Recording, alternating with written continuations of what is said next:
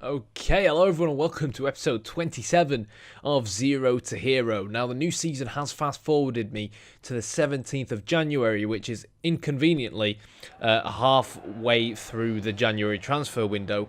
But as you saw, I have decided to try, at least, and join Dundee in the SPL. But, before we hear whether or not they're interested in signing me, we still had to play a couple of games for V-Varen Nagasaki, and here we are. Dreadful defending as per usual. We didn't really bolster with any signings thus far, and as we saw at the end of what will have been the last video, I believe, we lost quite a few players, Delgado being one of them. So I think we really do need to bolster our squad if we are to avoid relegation again this season, despite avoiding it last season. Anyhow, as you saw 4 minutes in, some dreadful defending led to the first goal, and then some even more dreadful defending. You guessed it, led to Hashioka's second goal, and I always dislike losing against the Urawa Red Diamonds because I don't like the idea of losing to a team sponsored by Kentucky Fried Chicken. Anyhow, we played a good through ball earlier. Now 30th minute, we pick the ball up off the edge of the box and take a shot, and it narrowly goes wide. 33rd minute, Monsieur Suzuki passes to Mon Ami, and I get what looks like either to be a consolation with the good old front post run, or potentially the start of an awesome comeback and the reignition of the Kabara-Suzuki partnership. 88th minute, I'm through on goal, and I do an Emil Heskey. Now, to be fair to me, the defender was closing me down, and it was an acute angle, but I really should have done better from there, to be honest, or at least forced the save out of a goalkeeper. But anyhow, it resulted in a 2-1 loss. We got a rating of 8.5. And as you can see, negotiations with Dundee were still in progress, which wasn't ideal, given that the transfer window was a January transfer window, which is equivalent to our kind of summer transfer window. But anyhow, 7 minutes in, peekaboo, I score a goal. And it was a lovely through ball, actually. I think it was either by Suzuki or Marilla over the top towards me. It was a good run from me. Fantastic pass, there it is, just pings it over the top of the defence. And I was quite pleased with this one. I think it kind of came out of frustration from missing that chance to equalise in the previous game against the Urawa Red Diamonds. 23 minutes in, a deadly counter-attack commences. It started really with my pass towards, I think that's Marilla, who then played Kono in, who hammered it home for 2-0. Ball comes out wide as obviously Cerezo or Saka are hungry to get back into the game. They get a header at the front post, but it just wasn't quite enough to get a chance on target. Cross comes in from me. Header comes in from Murillo, who I think is yet to score so far in this new season, despite winning the Golden Boot last season. But that one went over the bar. Shot wide from me, 74th minute. A good save from our goalkeeper. But despite my clearance going straight to the opposition, the rest of our lads weren't quite able to prevent the ball still going into the back of the net. So, when you concede a goal and it's 2-1 so late in a game, you've got to be careful. You've got to have character to stay in it. And Kono got his second goal of the game. And most certainly showed that, despite the early scares potentially this season, despite the fact we've not really brought anyone in yet, it might not all be doom and gloom just yet. Now, positively, Dundee offered me a chance to join them on a 3-year contract. But then I kind of came to the realisation that it was January and Dundee were bottom of the SPL. And the last thing that I kind of need is another relegation on my CV. So I decided to try and see whether or not Desportivo Aves would take me in Portugal, and I kind of thought to myself, worst case scenario, I have both options on the table and I go to Portugal. And then I realized that it was too late to wait for the Desportivo Alves manager to get back to me, and believe it or not, I actually decided to stay at V-Varen Nagasaki just because I don't want another relegation battle, and we'll try and leave in the next transfer window. So because of that, and I do apologise, because of that, you might notice that this is a longer episode than usual. And you might notice that the match highlights are a little bit shorter than usual. So let me know if you also like this format, because we can by all means continue this format going forwards, where instead of kind of, we finally won a penalty, where instead of, you know, having 3 games an episode, try and have less episodes, but larger episodes with more games in them, where the highlight package for each match is a little bit smaller. So let me know what you think. Anyways, it was a miracle. I won a penalty with some nice fancy footwork, and then Marilla got off to his first goal of the season, thanks to the penalty, of course. Shimizu Pulse, kind of a team who always seem to get the better of us, were coming close. And then in the 22nd minute, Shirasaki equalised with a header from a corner and rubbed salt in the wounds with the dodgy celebration. And then on the 36th minute, the game was turned around. It was Shirasaki again, and it was yet another goal that was conceded from our left-hand defensive side. So, you know, kind of a weak spot there. Going into the second half, 78th minute, we had a chance on goal from an awesome free kick from our centre-back.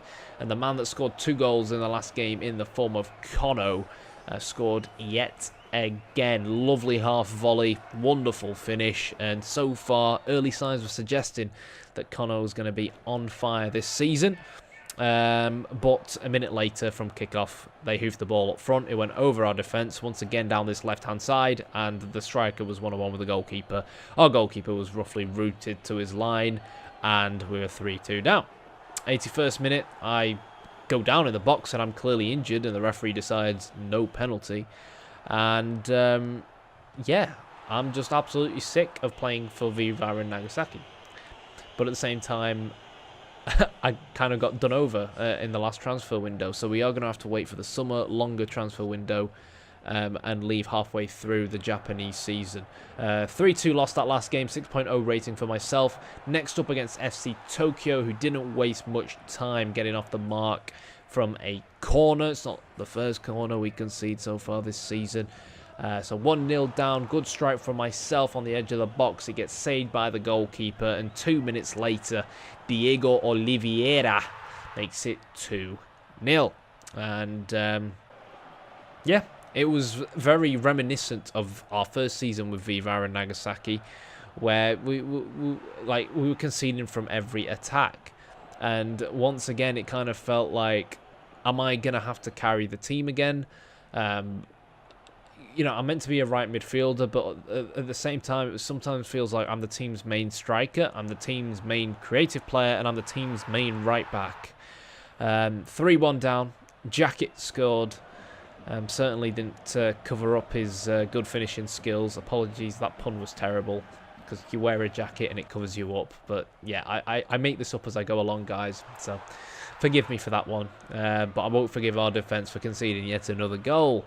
4-1 down, 86th minute. I'm trying to rally the troops, trying to create something. Ball into the box, but the finish is over the bar from Suzuki, and an acute angle opportunity for me. I mean, that was never really going to go in, and I'm not sure I really trusted my teammates to try and square it across. So, you know, when we lose 4-1 and I still get a rating of 8.5, that tells you a lot about how much I stand out within this team. Anyhow, 6 minutes in, a nice lobbed cross from me towards the head of Mr. Golden Boot, Jairo Morella, and he tells the fans that he wants to hear more noise after making it 1-0. Good assist from me. And going into the season, really, I didn't really set myself any goals specifically of wanting to finish top of the assist charts or wanting to reach a specific number of goals, because to be fully honest, I just want to get to the summer as quickly as possible and leave V-Varen Nagasaki. It is that simple. And I am paranoid of the fact that, you know, there is a dependency essentially on other teams responding to my transfer request and saying, yes, we want you. And if PES decides to be stupid, we could end up stuck in this team for a lot longer. Takagi with his second. Once again, useless defenders. We've not even reached the half-hour mark. And, like, what baffles me is the amount, the amount of white shirts in the box able to attack that ball and defend against it. yet the lone striker ends up scoring instead. I swear to God, this doesn't happen to other teams. Anyways, a bad tackle in the 75th minute means I am injured. Get the stretcher on, please. Up against Gamba Osaka, it almost looked like he maybe done my ankle in there with a little bit of a scissor snap thing going on. So, you know, me coming off isn't good news. We obviously have to wait until after the game to see how bad the injury was. 8.0 rating for me. We're in 15th place. My injury was pretty bad. I was out for 2 months, and when I came back, I was basically in we were basically in 16th place. So they weren't really able to do much without me, it's safe to say. So my first game back is at a neutral venue in the Emperor's Cup. I thought I don't know if you guys noticed that, but from the free kick, I thought it was pretty cool how there was that guy hiding behind the wall who dived down onto the ground to prevent the low free kick. That's a really nice touch from Konami. Good delivery from myself towards Suzuki, but I'm not quite sure how Suzuki headed that wide, to be honest. I kind of expect better from him. And this is it. It kind of feels like out of all our key players, I'm the only one that's performing right now, unfortunately. 31st minute, we were dominating pretty much the majority of the game, and then Jacket, who, as we know, scored against us early on in the league, decided to score again with a very, very simple tap in. He was never going to miss from there. It was nice build-up and nice footwork from that number 25. But really, I mean, I don't know what that number 5 were doing. I really don't. I really don't. There's something weird about this game where the 3 at the back formation just confuses the living daylight out of the CPU. But anyways, we turned on De Bruyne mode, and I noticed Suzuki making a run at goal. You know, on the shoulder of the back, on the shoulder of the last defender. And I basically gamble with passes like that and just rely on my own technical ability and the fact that Suzuki has the pace to beat the defender. Unfortunately for me, in that scenario, he did. Anyhow, 70th minute, pass the ball to Murilla, or rather to, I think that's Hiramitsu, and then I put the ball on a plate for Murilla once again. Pretty much all of Murilla's goals so far this season, when I've actually been playing, I think have been assisted by me. And, yeah, with 20 minutes to go, we are suddenly 2-1 up in the Emperor's Cup. It's worth bearing in mind that we reached the final of the Emperor's Cup last season, so it'll be nice to see if we can win it this time round. Whether or not I'll still be at the club when and if we do reach the final, we will have to wait and see. And 88th minute, you know, my tackle there in midfield, winning the ball back for the V-Varen Nagasaki lads, pretty much created that goal-scoring opportunity. And credit where it's due to, I think it was Onaga on the left wing who played the through ball in. And there we go, Murilla is showing off his non-existent guns to the crowd to celebrate victory. And I was celebrating an 8.5 win.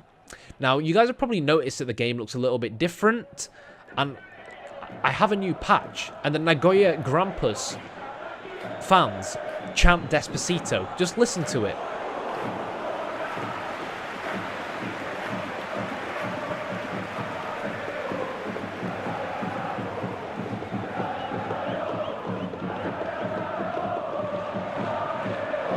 Aleo, ale, ale, ale, aleo. Like, how awesome is that? I don't know if you guys maybe picked up on any of the Nagasaki chants we've had in this patch, but it's awesome. Anyways, what isn't awesome is conceding. Once again, it was down the left-hand side. It's getting very, very repetitive, this guy's. And, yeah, it's getting kind of frustrated with goalkeepers not coming off their line as well. I think, really, it's a mixture of poor AI and a mixture of our players just being trash, to put it politely. 14 minutes in, I'm not quite sure how I didn't hit the target from there. I'm not quite sure why I went for the manual option. I tried to assist Kono, but it wasn't meant to be. Then another chance on goal goes begging. 40th minute, I have a chance to shoot from the edge of the box, but it was with my left foot and it goes wide again. And it just always seems like I seem to always have chances on goal to shoot, but the majority of the time, for some reason, they always end up on my left weaker foot. Anyways, 43rd minute, we're 2-0 down just before half-time. Another header from a corner conceded. 59th minute, good footwork from me. And somehow Suzuki managed to put this ball in the back of the net. I think the Nagoya Grampus goalkeeper should have really done better in the end. And the lack of a celebration really from us kind of sums up how our season has been so far. And there we go. He did well, you know, to follow it up.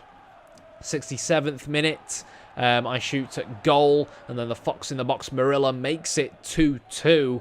And we've been in this situation before where the comeback seems like it may potentially be real. The question at hand, though, was were we going to be able to get that third goal away from home and put ourselves in front? So I cut inside, I spot Suzuki in the box, the Kabara Suzuki combination happens again, high five between me and him, and to be fair, it was a simple pass from myself. This goal was all about him being able to turn and having the strength to hold off the defender. So it was good to see Suzuki coming back into form. 72nd minute, I'm not quite sure how I didn't score from there. And I'm also disappointed with the fact that it came to that in the first place, because I should have shot with the initial chance that popped up. A run towards the front post. I play it across goal this time towards Marilla, because I just thought to myself, you know what? If I end up shooting from there on my left foot, it's probably going to go wide. And our Fox in the box was able to grab the goal and give us some breathing space, and the comeback seemed more than possible until our kryptonite Joe showed up. And then with what was practically almost the last kick of the game, Joe's shot goes agonizingly wide. We live to fight yet another day.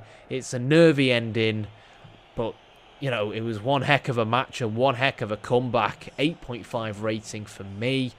Man of the match goes to Marilla. We are in 13th place, but there's little to nothing between us and the teams in the relegation zone. Yeah, that's going to be it from this episode. So let me know if you guys preferred this kind of longer format. And as always, thanks for watching. And fingers crossed, we will be leaving V-Varen Nagasaki soon.